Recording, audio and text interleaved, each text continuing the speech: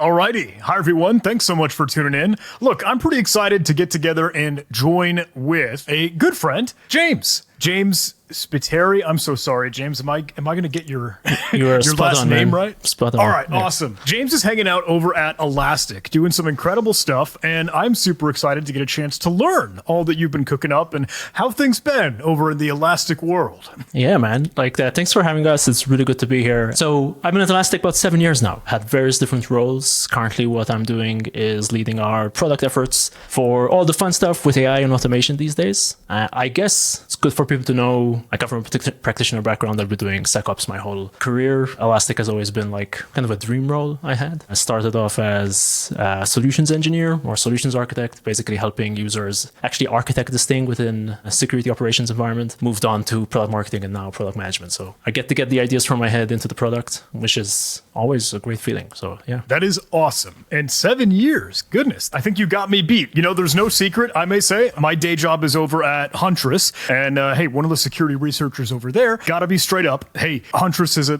similar solution that does some similar stuff, but I wanted to totally be all up front. I think we're getting a chance to dive into a little bit more of the technical details, a little bit more of the nerdy fun stuff for really the whole community, for the awareness, the education on what is accessible to you, whether that's free opportunities, whether it's maybe some pay-as-you-go stuff. On Elastic, I know you've got a whole variety of what can folks get their hands on. Yeah, for sure. So if we backtrack a bit, right, most people know us as the ELK Stack.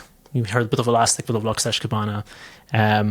Traditionally, we're known as the very cheap way to grab a ton of security logs, chuck them into something, search through them fast, and that's it, right? And that was kind of the case 6 or 7 years ago, really. That's what we had. You spin up an Elastic Stack, and you chucked all your events from whatever they may be, your firewall logs, your system events, you name it. Because we saw so many people doing that, and we saw so many people having to roll up their sleeves and then build kind of a SIEM on top of that, data storage, threat hunting facility, we're like, hey, we could do this. We could do something for our users. We can build an out-of-the-box security analytics platform and experience there. So we kicked off that journey literally like a month after I joined Elastic. It was pretty amazing timing. And now we have a fully-fledged security analytics platform. And what that means is, as you'd expect, you get detections out of the box. So looking for threats, you get a way to hunt way easier. We have new query languages. You get case management, you get alerting, you get all that stuff. And most of that is still free and open. We are still an open source company, so all our code is open. But more importantly, we really believe in transparency. So if we publish detections, they're all in the open for you to view, comment on, do whatever you need to do. And more importantly now, as part of that 6-7 year journey, along the way, we made quite a few acquisitions. One of those acquisitions was an endpoint company, back then known as Endgame. Phenomenal team, phenomenal tech. And now that's baked into the product. So you get that as well. And you get a free version of that as well. So it's not just the logging part, which is free, but there's a ton of stuff that you get. So yeah, I mean, that's the gist of how we ended up here, how I ended up doing this, just because, we've been investing so much time and effort into building the best platform that anyone can get their hands on. And that's also really important. You can spin up Elastic on your laptop. You can use our cloud environment. These days, you don't even have to worry about scaling or anything like that because we take care of all of it. And if you don't want to, you never need to speak to a salesperson, which is also advantageous, right? Of course you can, but if you don't want to, go to a cloud, chuck in a credit card and get all the enterprise features. So nothing is gated. Nothing is gated behind the sales call, which is, I think, pretty cool, personally. No, I love that, without a doubt. I know, hey, in past videos on my YouTube channel, I've tried to showcase bits and pieces of, hey, playing with Elastic, getting an agent up and running, using that ELK stack. And that's always just been so accessible, so available, that it's, something I can show to everyone, because anyone could just dive in. And I think even that maybe helped spark some of the conversations to get us to chat. So glad we got together. Yeah. What else is there? I don't know. Can we dive in? Is there anything that you'd love to show and tell, or is there more to chat and banter about? For sure. I mean, we can chat and banter for hours, John, I'm sure, but I'd be happy to walk people through the actual experiences that get today, right? So let's get nerdy, man. Let's do it. All right. So first of all, I'll start with how can you even kind of get started? So let's say you didn't want to run something on your laptop, which you could, and that's never been easier. Docker, whatever we call it these days, Podman or whatever it might be, you can still do that. If you just wanted to try, hey, I just want to see what Elastic offers without having to lift a finger, You would go to Elastic Cloud, which is this portal here. You can see, if any of you are familiar with my Malware project, this is where I run that cluster that I give you all for free. But you can create as many environments here as you want. And there's kind of two flavors. You can either spin up what we call the traditional cloud variant, where you have a bit more control over the architecture, the size, the version. But these days, to get started, like there's full SaaS, like a whole versionless solution, which if you ever were concerned about things like shards or having to know hot nodes, warm nodes, all that goes away now. So you can literally just create a serverless project, select Elastic Security, select Complete, which gives you pretty much access to everything, select your cloud region, and you're pretty much good to go. That's literally all it takes. And then within 5 minutes, you have a fully managed version of the product. And then when you want to pop into it, you go to open, and you're going to get everything. So usually we kind of send people into this like landing page where we tell you to like, hey, here's all the things you could do, all you get started with. I guess the most important thing for people to be aware of is how much you get as soon as you start. So like we said, like historically, again, back in the days of just the ELK stack, you didn't get any content, right? You didn't get things like detection rules. You didn't get an endpoint. You didn't get integrations. So if you wanted to bring data in, you had to build parsers and all that stuff. These days, you get all of that. And again, most of this stuff is completely free. So like all these detections, there's this misconception that this is part of like a paid component. It's not. And even if you did pay something, we don't have different like SKUs or anything like that. You pay one price, you get everything. So you don't have to say, oh, I want this component, I want that. You get everything. Like then use it or not, you still have it. So you can see here, variety of detections. And if you wanted to see actually what is powering these, of course, we show you all the kind of query and logic right within the product itself. But all of these are actually in a GitHub repo. So our research team, Elastic Security Labs, the people do all the amazing work to put these things together. They put everything in this repo, and you can inspect all of this at any time. Come comment, you can contribute if you like. So really, really powerful stuff. We don't like hiding anything. So you can see all of these TOML files basically represent a rule that ends up in the product. You can click any of these, and hey, this is exactly what we're shipping. So again, in all the nature of being as transparent as we can, these are all here. And the team constantly keeps these up to date. So you can actually see all the revision history. You can see everything, which is pretty amazing, right? And even like even if you're not ready to get started with the product, just to get an idea about how we detect certain behaviors, whatever, go check how Elastic does things. Just pop in here, and you're pretty much good to go. So I definitely want to highlight that because I think the team does an incredible job. And then again, they just end up in the product, like we were saying here. That is my wrong tab. This is what I was looking at. They also publish things like investigation guides. And again, they give you like, hey, if this did trigger in your environment, once you start pumping data in, here's how you can triage and investigate this particular alert, right? So these are all part of what the team build and offer, which is awesome. And they constantly keep these up to date, which is pretty amazing. So yeah, if you wanted to start running any of these rules, you can go ahead, select the ones you want to run, and you're good to go. We don't make any assumptions, so the only one that is turned on by default is the the endpoint security rule. We'll get into that. That's the rule that looks for events happening within Elastic Defend, which is kind of our EDR integration. But then it's up to you to decide which one of these are relevant to you. I'm sure you see this a lot, John. You speak to people like, hey, we turned on all our rules and have a bunch of noise. We don't make that assumption. We don't assume everything is relevant for you. So we give you the opportunity to select, and we tag everything to make it easy for you. So if you say, hey, I'm really only interested in, for example, detecting stuff that happens in GCP, go ahead, select, filter, turn them on, and you're pretty much good to go. So this is all like, I'm sure there are many watching who wouldn't be familiar with the fact that we even have this stuff. And you can see there's almost 1,500 of these as of today. And we keep pushing out more and more. More importantly, a big thing that's changed for us over the years is, okay, rules are great, but rules with no data is useless, right? So we even have that concept for data integrations. People might be familiar with Beats, they might be familiar with Logstash, and there are people who might have hundreds of thousands of these deployed, which are great. But these days we also ship what we call integrations. So we have a more consolidated way to get data in. It's called Elastic Agent. Elastic Agent is kind of, think of it like a centralized beat where you can deploy as many agents as you want, and then you define a policy based off of the integrations. And these days there are like, I think something like 400 integrations. So if you look at the policy here, you can add kind of any integration that you'd like, and there's like hundreds of these. So these take care of all the parsing, all the data normalization. So you basically just select what you want to add, distribute it, and you're pretty much good to go. So it's literally that easy. And you can have as many endpoints, agents as you need. And you can update these on demand, which is also a big deal. Because if you're in an enterprise or in deploying hundreds of these, the last thing you want is to go and have to update all of those things individually. You can just centrally not only manage the integrations, but also manage any binary updates and stuff like that. So this is also a big difference to how we used to do things a few years ago, right? Like, it's really important for us to give you everything kind of you need to get started as easily as possible. So yeah, that's kind of just to make people aware that all of this is here. Hey, what does it look like to add kind of an agent? So let's say we wanted to go through that process. I spun this up. How do we actually get deployed? So I have I have a Windows box here. I'm just bringing this up on the screen.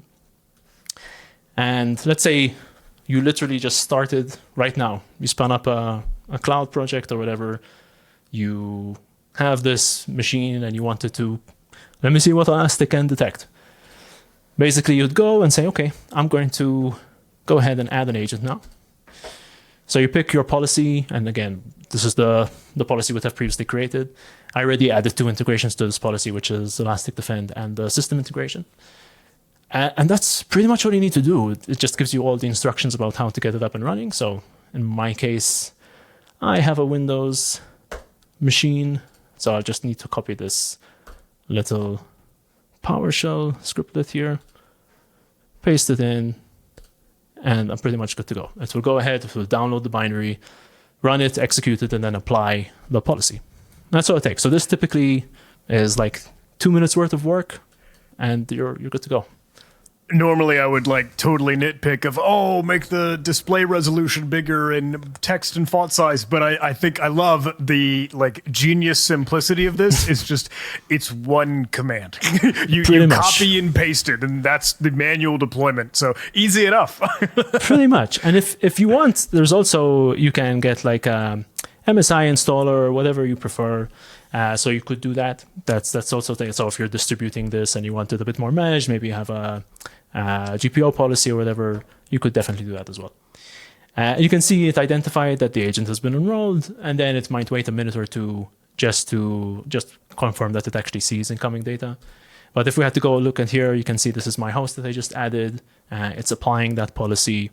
Then if you look at the host, it will tell you kind of all the status. So it's healthy, it's stable. And then for each integration, you kind of get the status of each of these. So just in case, something fails or whatever, you can go ahead and immediately get a look into that. So if anyone's watching and you've previously deployed beats and that's all you know, like, this is going to feel very, very different and hopefully much better, because I've used to do that before myself, and this is way, way easier. And the nice thing is when it comes to the actual Defend, so Defend is our EDR integration.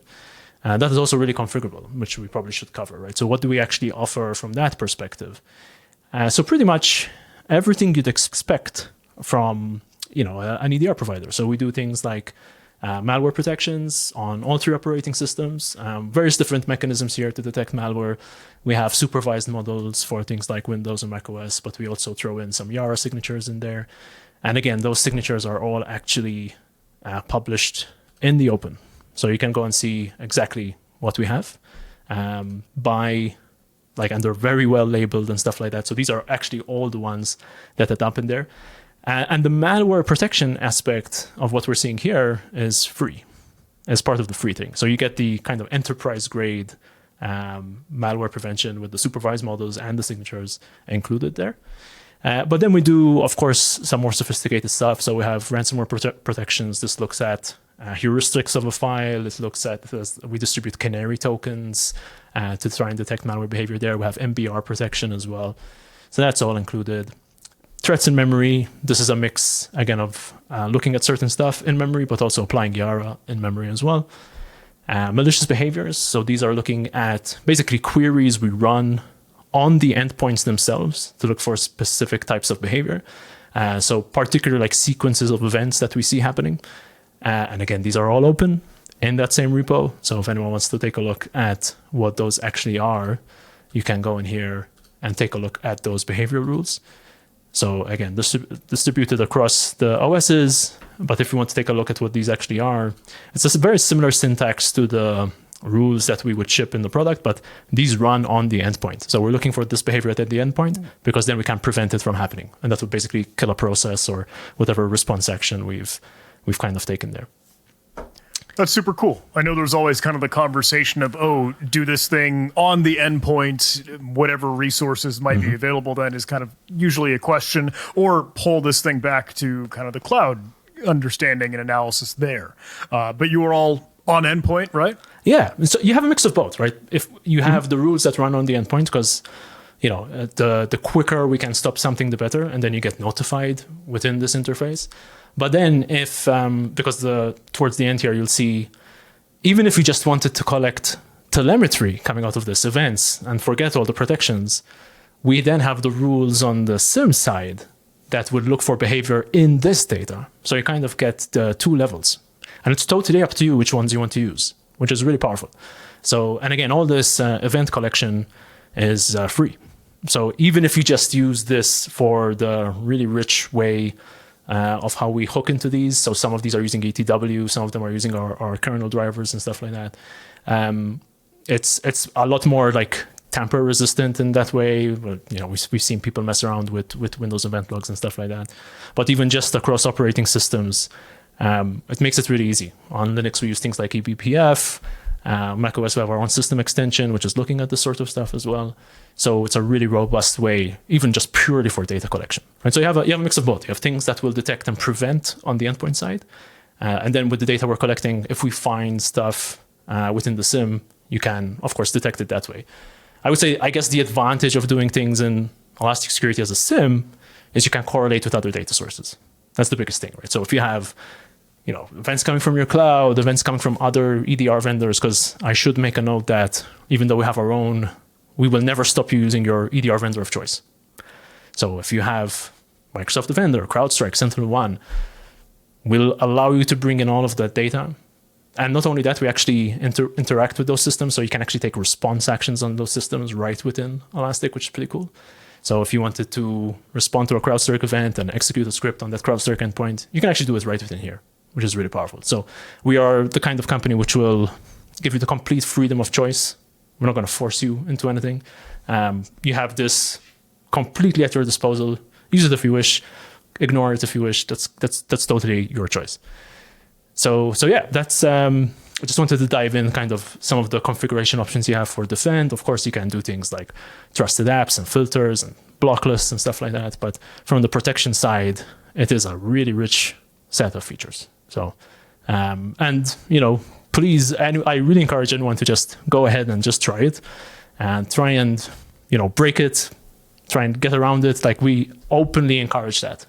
We're not the kind of vendor that will say, oh, don't do any of this. Please go ahead and do your worst kind of thing. And because it's so accessible, it's easy. Even for, researchers like yourself, John, like just being able to get access to this immediately without any kind of red tape or blockers, it's completely in your hands, right? We'll never tell you no. And there's also no minimum limit. So having one endpoint versus having 10,000, you never hear like a minimum for us. I think that's been the coolest thing, especially in like a home lab, because as folks are learning, as folks are playing, as folks are just studying and trying to get a little bit smart on all the cybersecurity stuff, again, I don't want to sound like a broken record by any means, but I just love how easy it is now. Because I'll admit, hey, learning and trying to understand and just get more into the industry and the community here, ELK, even on its own, as like, this 3 acronym kind of thing, and all the bells and whistles here can sometimes be a little overwhelming because there are a lot of options, and that's awesome. But I mean, honestly, it it looks gorgeous, and how we could do so much while we just gotta experiment, play, try and tinker with some of all those options there. Totally, man. And like again, we're used very heavily in education. So again, we have colleges offering courses on Elastic, and they get access to all of this. We have people like SANS Institute use us as well, just because of how easily accessible. And you'll never hear no from us, right? And like that's what we love. We love seeing if we can help you learn, get educated about these things. That's the kind of like music to our ears, right? So look, we have this running. We installed it together. Everything's applied successfully, no issues, and like we give you a very in-depth kind of view into that. What does it mean now? Like, what are the things we can actually pick up, and like what's the experience if something does get detected? So what I will do is I'll turn some of these on. Just get rid of this tag here. For the simplicity of this call, I'm going to go ahead and turn all of them on. So we'll go ahead and enable all the rules. And by the way, one thing I should mention is, I enabled too many at once. That's a good problem to have, I guess. Let me just turn on the Windows ones. Let's do that. Yeah. Cool. One thing we do allow you to do, even for like our pre-built rules that we ship, you have full control over those. So if you wanted to edit anything, please go ahead and do so. So I'll let these turn on, but once they do, like we just saw here, let's say I'm looking at this, I'm like, maybe I want to slightly modify this query so it is a bit more adaptable to our environment. You can absolutely do that. So if you hit edit rule, you can change the definition, you can change whatever you want. And what's even better is if our team pushes out an update to this particular rule, we'll let you know. And we'll let you know if there's any like conflicts to what you've changed. Ooh. So you can still take advantage of the updates, right? This is actually something relatively recent we put out because we wanted, we had a lot of people who wanted to make these changes, but we really wanted to make sure we offered at least some opportunity for you to get all the updates our team pushes out. So you can now do that, and we'll kind of give you like a side-by-side diff of what that looks like. If we notice, hey, you made this change to the query, we just pushed this change out. Do you want to keep yours, or do you want to accept any of our changes? So we kind of give you that side-by-side view. So yeah, just wanted to highlight that as well. Everything is editable and change things to your heart's content. So we have stuff running now. If we go back to our VM, for example, and let's run some malware.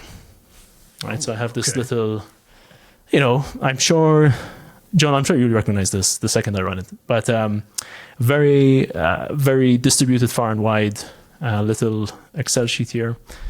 And it's doing its thing. We hit enable content there. We immediately saw something get prevented. Like in this case, straight away, like didn't have time to do anything else. And then we can go ahead and in just a couple of minutes, we'll see the rule trigger within this view as well. Actually, here you go. So already getting brute force attempts on that machine. So like this is coming up like crazy. And we'll see that malware prevention. I thought we actually changed it to detection. I probably didn't save it. That was my intention. So we can actually try that again just to see what even more we find. But yeah, you also have the free. That's also really good in a scenario where you want to check the difference. Like here, we just saw it immediately blocked. But if you're in a lab and want to say, hey, what's the difference? Like, what would have Elastic picked up if it didn't prevent, right? So you can kind of change that policy on demand and distribute it. So that's really, really easy to do. You can also have multiple versions of this, right? Maybe you have your canary hosts that you use in like purple teaming exercise or whatever. Easily swap out these policies. And it's literally just a matter of seconds before that gets applied. So yeah, that's a really powerful thing. You can see actually here all the preventions that we got. So we can group these. Let's group them by rule name just to make it a bit easier. But you saw not only the malware prevention, but we also prevented some other things from happening. So suspicious Microsoft Office child process that was run out of Excel. We can take a look at the process tree if we wanted to real quick. So Excel would have tried to launch certitl. We immediately stopped that, right? So all of that is there. Can I say, just to nerd out, I love the visualization that you all have here. I see it all the time because obviously, it's running around. It makes the waves across the internet, but it is gorgeous. I love the process visualization. Thanks, man. No, like a lot of work goes into these. We even have for Linux machines, I don't have an example here, but we have a session viewer, which which essentially we will, if you want, it can be quite noisy, so we do give users the choice. We will capture not only what's happening in your terminal as literally like the full session and stitch it all together. If you want us to, we'll also capture the output. So you can play back the output, which is really cool. So I'll spin up an example from here. And by the way, for educational purposes, we also have the site. This is something I run on my malware, where if you don't want to go through the exercise of running the samples yourself, but you want to see kind of the output from Elastic, I actually make all of these available. I have a bunch of different episodes, but also I make the cluster available. So like as a learning exercise, you have full access to all that data. Oh my goodness, we got to do this. I got to do this for videos.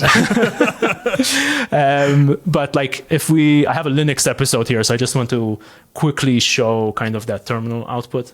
Because it is really powerful, especially if you have more kind of Linux environments than Windows. So you kind of see this little session viewer here. So not only do you get kind of the process lineage, but you also get this kind of view.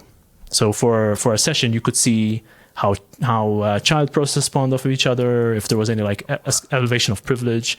And again, here you can see output that was captured.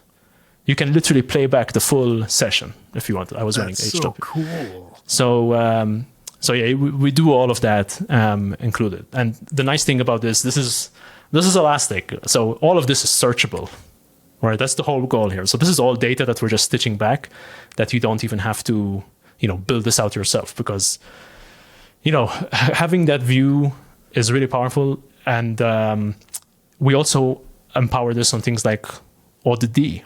So if you're running Audit D, we will give you the same view, which is really cool. So and the same thing, we offer like this analyzer graph for Sysmon and other things, even for other EDR vendors. So if you have like a CrowdStrike, SentinelOne, Microsoft Defender, will give you the same view with their data. So it's not just if you're running that Elastic Defend component. So we try and really make everyone's life simple by adapting to you. Like we don't want to force you into anything.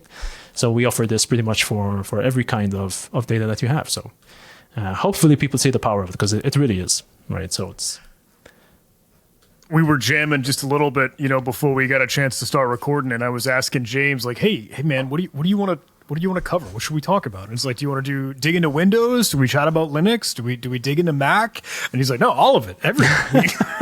It's like, yes, that is so cool how and I love that word, adaptive, how adaptable you are. And Elastic is totally right in that. And like, it's all searchable, it's all flexible, and it can be whatever you use. So yeah, I love it.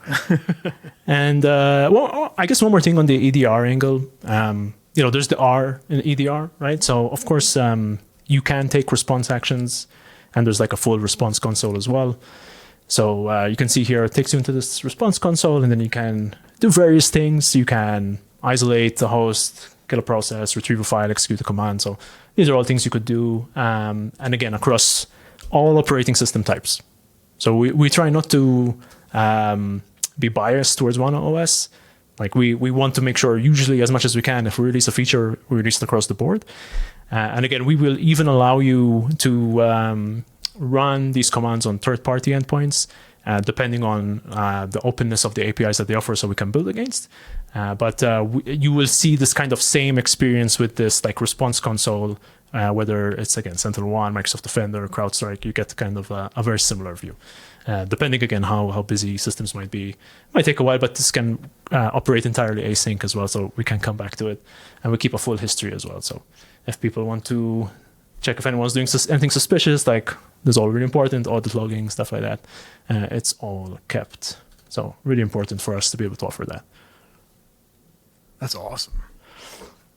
It would be amiss if I don't talk about AI, like we kind of have to. Ooh, right? Okay, yeah, no, that can of worms, I know it. Yeah, so first, before we dive into features, like, because features for feature's sake doesn't make sense. I really like to talk about our philosophy, about how we think about AI, and kind of the some of the stuff we've built and how we built it. It's funny, it was perfect timing for me, because the second I moved to product management, generative AI was coming into full swing, and it kind of, I was eased into it, almost like it's just like a natural thing for me to start tinkering with. But there's various things we do. One of them, my favorite is something we call attack discovery, which essentially leverages large language models to do like a first pass triage analysis. So if you're dealing with like all these alerts that we have at the moment, since we turned on those rules, we have 407 alerts, like really typical, right? Basically, what we'll do is we'll leverage LLMs and some searches in the backend for Elastic to actually triage what might be going on here. Again, in the interest of time, I'll just show you what that looks like after it runs. And I make all of these, again, available in that on my malware environment. You kind of get this view now. So if we looked, for example, there's kind of a finding for all the 8 episodes I have. And when attack discovery ran, it looked at the alerts for that episode and tried to identify like what the attack might have been there. And you can see here it found pretty much perfect. So if you put yourself in the position of, hey, I'm a user, I really don't have the time to go through every single alert that was generated. Can you give me like a leg up? Can you give me like a first pass of what you would have seen? That's what attack discovery is attempting to do here. And we stitch this interface together to look and feel like an analyst, something an analyst would want to use. So you see, it's not conversational. Right? I'm not chatting, even though we're using a large language model here. And you can see it goes through the whole finding. So in this case, it was a BPF door Trojan execution from shared memory. It tells me kind of the host and user involved. And then it goes through the full chronological order of events of what happened. And if you read through this, if anyone watching, this is spot on. This is on point. This is exactly what happened. So we went from not only having alerts generated to fully understanding what happened if any attacks were actually detected. And we identify that as a problem we've seen all over the years. And John, I'm sure you've seen this. You've probably seen it and deal with it at the hunter side. Dealing with a ton of alerts is really hard, especially if you're not too familiar with the landscape. Maybe you're just starting out your career in cyber, or even if you're more seasoned, you can't really expect everyone to know every single bit of in and out of every alert you have, right? So just giving you that leg up to understand, hey, we looked at your alerts, here's what we found, kind of thing. And some things we feel we do a bit differently is we give you the choice kind of what model to use. So we don't lock you into an LLM. So you can pick whatever model you prefer, including open source ones, if that's something you wanted to do. We make everything really transparent. We track tokens for you. So all of that's really good stuff. So really, really powerful. We've been very heavily focused on identifying areas within the full ecosystem of Elastic of where AI would apply. So not just triage and investigation, but also things like data ingestion. So we have a way to generate like those data integrations that I was showing you. We have a way to generate them with AI. Even, for example, detecting issues on Defend, for example, is a really powerful thing. So especially if you live in environments where you might end up with 2 EDR products, and we know what kind of conflicts that could cause. So we actually give you a way to identify if there are any conflicts with AI, which is really cool. We call this like automatic troubleshooting. You can basically say, hey, I want to be able to detect if I have any conflicting AV or EDR software on that same machine I'm running Defend. And if we do detect something, we'll actually suggest kind of what you could whitelist to fix it. As opposed to you having to go through all your logs and identifying that, go to the vendor, like, hey, what should I be whitelisting here? In this case, I only have Defend. But that's also like an area we identify that's usually really troublesome. So how can we use AI a bit more clever there? So yeah, we do all of these things. We have basically 5 different areas where we've applied AI. Of course, we have an assistant that you can leverage. You can ask about your alerts in natural language. You can generate queries, which I'll get to right after this. But really just that helping hand to guide you along the way for pretty much anything you want to do with an Elastic. And we also allow you to bring kind of supplemental data to provide to the assistant. So it's really powerful in incident response scenarios to be able to ask about like, hey, what's our remediation guidance for this type of attack? Or what's our hunting playbook for doing X, Y, and Z? So you can do all of that with the assistant. It's a really, really powerful thing for us to offer. And we can offer that, again, because of our roots in search. Because we have this concept of semantic searching, which is really powerful, and it's like the best friend to LLMs. So that's kind of all built in. And again, we don't charge more for AI. It's just there. Like you use these features, bring your own LLM, use the one we provide, because we do offer like a managed one in case you're not able to bring your own. But it's not extra. It's not bolted on. It's like inbuilt. I'm still blown away by how much stuff you all put out for free. It's banana town. That's awesome. Yeah, man. It's we really want to like help. Like our goal really is, we want people to make the world a safer place, and we want to give them the tools to do that. Right? Yes, we have enterprise features because we need to keep the lights on, and like it takes very talented engineers to kind of build this stuff. But that is your call. Like it is your call if that's something you want to use and leverage. If you find value in what we're offering and you're happy to pay that price, absolutely. But if you want to start slow and start with the free stuff and then gradually grow, your call as well. So that's being able to give you the choice is really important for us.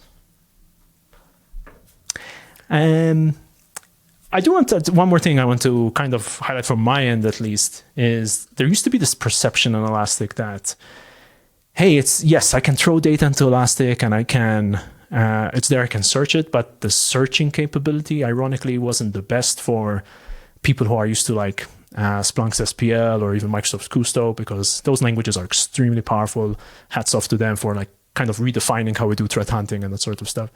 So we have been on a mission to make that better. So last year we introduced a brand new query language called ESQL, very cleverly named the Elasticsearch piped query language. The pipe is deliberate. So now we have this piped query language. It supports things like joins, aggregations, like you name it, pretty much whatever you're used to wanting to be able to do with this kind of query, data manipulation, that sort of stuff. You can absolutely do it. No limitations in terms of what data you can query with it, even like federated searches across multiple different environments of Elastic. That's totally supported. So there's a lot of people who still don't know that this is the thing. Like you can, of course, now do this. And we're constantly making this better. So again, this language is only about a year old, but the amount of finallys we heard when we announced this was pretty tremendous. I agree. Like even myself as a previous user of other platforms, this was a big gap. So just want to make people aware that it is also a gap we've closed. Like this is now a language that you could also use, not just for hunting, but also for detection scenarios. We've been chasing that, truth be told. We were wrestling around EQL, KQL, X, whatever, star QL, but Yes. I love seeing this thing, Yeah. especially because of correlation. I know you mentioned it and threw it in there, but like that gives so much awesome power, because it's one thing, okay, cool, we define whatever rule set and have something pop and fire, but like I want that across the context of, well, what about all the other things that could have happened and what else might have fired? So having that ability to do broad stroke correlation, realistically, one thing in context of another, is awesome. So Yeah. I was super happy. I'm glad. I am a fellow finally when ESQL hit the street. I hear you, man. And it's also refreshing because we're able to offer you more detections, more capabilities, right? So like a lot of the new detections we put out are all using ESQL now because it's so much more powerful. And by the way, this goes without saying, we spoke a lot about the pre-built rules. You can, of course, create your own. So like, I just wanted to make sure that people are aware, like we have this really nice interface to use ESQL or whatever you want to craft your own detections and get alerts and stuff like that. So that's all there, of course.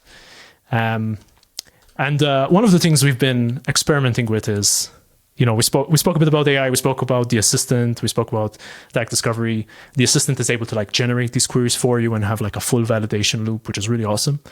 But one thing we've been recently experimenting with is, hey, what about using LLMs as part of a query language itself?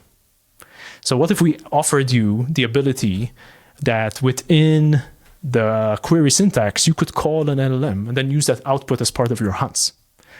And I was putting this together yesterday. I'm like, hey, let me think of a cool idea I could use this for, because this is still relatively new. We call it the completion command. But I'm sure you face this all the time, John. Like a situation where you have a really incredible, rich source of information to detect against or hunt against, like in my case, like PowerShell script blocks, right? Usually can be extremely noisy, but when something does happen, having that ability to inspect a malicious script is phenomenal. But the problem is, these scripts can be short, they can be long, they can be obfuscated, they could be a bunch of stuff in one. And usually it's really hard to kind of build a pattern to like there's like a million different regexes you'd need, and like to try and identify some form of obfuscation in there and stuff like that. So what I did in this case is I'm actually leveraging like an LLM within my hunt query, right? To look at that text, identify if it's potentially malicious, give it a score, and then tell me if the score is like greater than 90 and tell me what happened. So in this case, we went from having to understand a script like this, which is hundreds of lines of obfuscated gobbledygook, to this, a really easy to read, plain English description. And right where I'm hunting, so I didn't have to break my workflow, which is a really powerful thing to be able to give anyone, right, of any skill level, because there's no way, one, just finding this would have been really hard, especially in bigger environments where you have hundreds of thousands of Windows hosts generating these script blocks. But then identifying like the maliciousness within inside it, and then understanding the content. So like, I was just experimenting with this yesterday. I'm like, oh, this is such a powerful use case. So yeah, having that ability now even to call like LLMs within your hunt itself, it's just crazy the world we live in these days. It's amazing. Because that dumps the whole explanation of like what this does, right? Yes. Like that's almost done enough of an analysis to be like, hey, this was our investigation. This is part of the triage, and like that's done.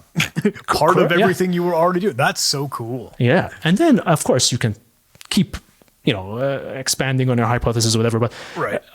I mean, I really empathize in people just starting out in this field, someone who's new, like analysts just starting out. Like you tell them, hey, we have all this incredible data, we have script block logging and whatever, and then they see something like this and they're like, oh, what the heck is this? Like, how am I supposed to find anything within this, right? And now we've just made their life so much easier.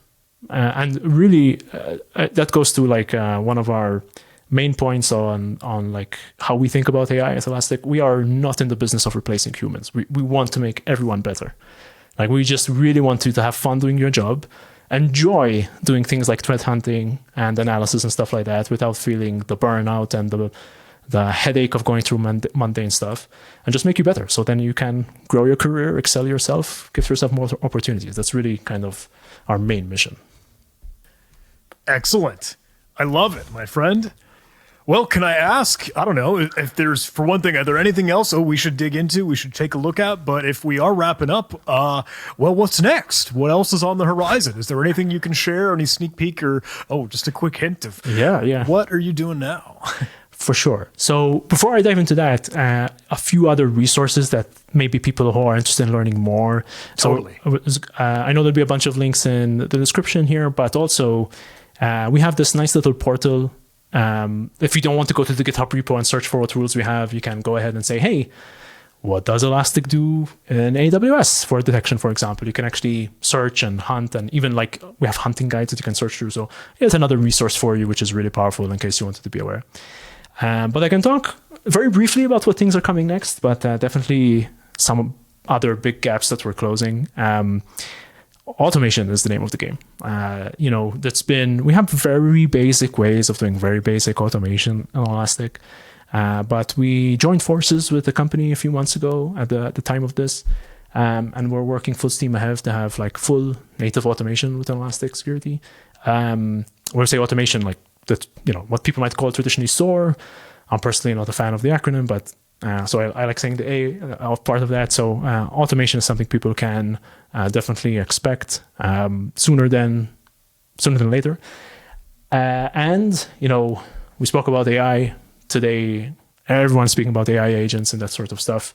We have these like pre-built agents like Attack Discovery and the Assistant, but the ability to craft kind of your own agents is also something that is on the horizon very, very soon. So hopefully that keeps people excited. Excellent. Yeah, that sounds very cool. I'm excited. We'll have to chat again when that rolls around.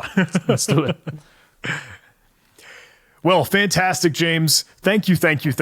We'll get a whole lot of those links and resources down below included with the video. Any last call to action? Any last sweet stuff? How can folks get started? How can they dive in? Yeah. Is it just elastic.com? It's actually elastic.co.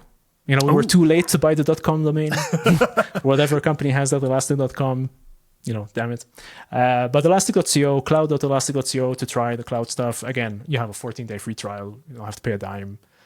For anyone who's like doing incident response operations, whatever, you need something really quick, spin something up in the cloud, shut it down when you're ready, never have to pay anything again. And yeah, I really encourage people to try. Join us in our community Slack. Like, we are all there, our research team, myself, a bunch of others of my peers. There'll be the link in the description.